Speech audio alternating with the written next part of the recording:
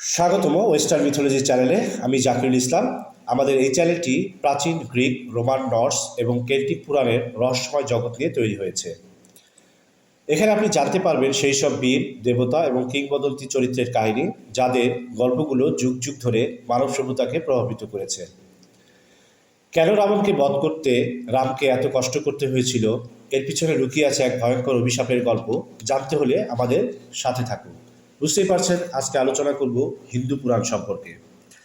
হিন্দু পুরাণ হলো প্রাচীন ভারতীয় সভ্যতার একটি বিশাল ও জটিল অংশ, যা অসংখ্য দেবদেবী, মহাকাব্য এবং লোককাহিনী নিয়ে গঠিত। এই পুরাণগুলো প্রকৃতির বিভিন্ন শক্তি, মানব জীবনের দর্শন এবং মহাজাগতিক ঘটনাগুলোর প্রতীকীভাবে তুলে ধরে। হিন্দু ধর্মানুসারে এই দেবদেবীরা শুধু উপাসনার বিষয় নয়, বরং জীবনের নানা দিক, যেমন সৃষ্টি, পালন এবং বিনাশের মতো প্রক্রিয়াগুলো তারা নিয়ন্ত্রণ করেন। এখানে কিছু প্রধান হিন্দু দেবদেবীর সংক্ষিপ্ত বর্ণনা দেওয়া হলো। ত্রিমূর্তি প্রায়ার ব্রহ্মা, ইনি হলেন সৃষ্টির দেবতা। হিন্দু ধর্ম অনুযায়ী তিনি এই মহাবিশ্বের সব কিছু সৃষ্টি করেছেন। তাকে সাধারণত 4টি মাথা ও 4টি হাতযুক্ত এক বৃদ্ধরূপে চিত্রিত করা হয়, যা 4টি বেদ এবং মহাবিশ্বের 4 দিকের প্রতীকী।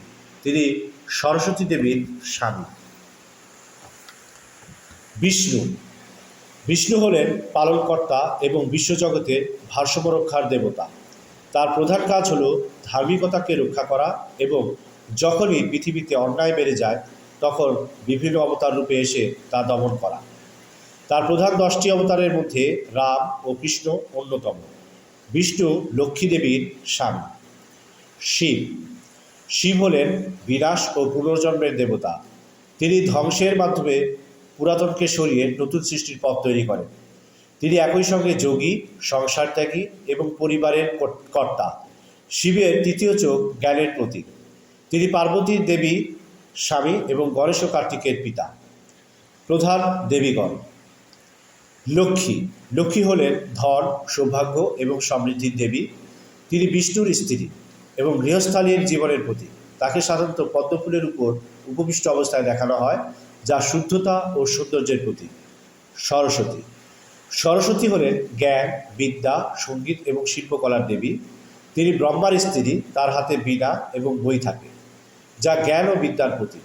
শিক্ষার্থীরা বিশেষত তার পূজা করে থাকে। পার্বতী হলেন শক্তি, প্রেম ও মাতৃত্বের দেবী। তিনি শিবের স্ত্রী এবং গণেশ ও কার্তিকের মা। তিনি বিভিন্ন রূপে আবির্ভূত হন, যেমন দুর্গা দুষ্টের বিনাশকারী এবং কালী অশুভ শক্তির বিনাশকারী। অন্যান্য গুরুত্বপূর্ণ দেবদেবী। গণেশ হলেন বিঘ্ননাশকারী এবং সাফল্যের দেবতা। যে কোনো শুভ কাজ শুরু করার আগে তার পূজা করা হয়। তার হাতির মাথা এবং মানুষের শরীর তাকে এক অনন্য দেবতায় পরিণত করেছে। কার্তিক হলেন যুদ্ধ এবং বিজয়ের দেবতা। তিনি শিব ও পার্বতীর পুত্র এবং দেবতাদের সেনাপতি।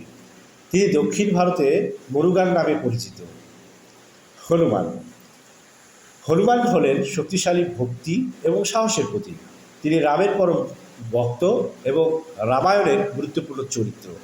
হনুমান বায়ুদেবের পুত্র বলে মনে করা হয়। ইন্দ্র হলেন স্বর্গের রাজা এবং বৃষ্টির দেবতা।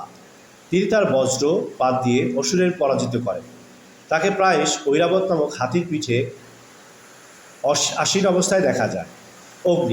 অগ্নি হলেন আগুনের দেবতা।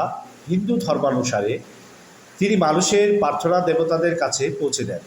যজ্ঞ এবং পূজা অর্চনার সময় তাকে বিশেষভাবে আহ্বান করা হয়। সূর্য হলেন সূর্যের দেবতা। তিনি স্বাস্থ্য, জীবন ও শক্তির উৎস। তার রথ 7টি ঘোড়া দ্বারা চালিত হয়।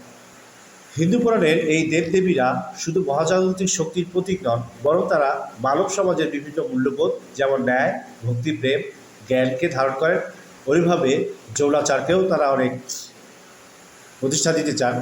তাদের কাহিনীগুলো যুগ যুগ ধরে ভারতীয় সংস্কৃতি ও দর্শনকে প্রভাবিত করে আসছে। এই ধরনের আরও আকর্ষণীয় ভিডিও পেতে এখনই আমাদের চ্যানেলটি সাবস্ক্রাইব করুন। আপনাদের পছন্দের পুরাণ কোনটি এবং কেন কমেন্ট করে আমাদের জানান।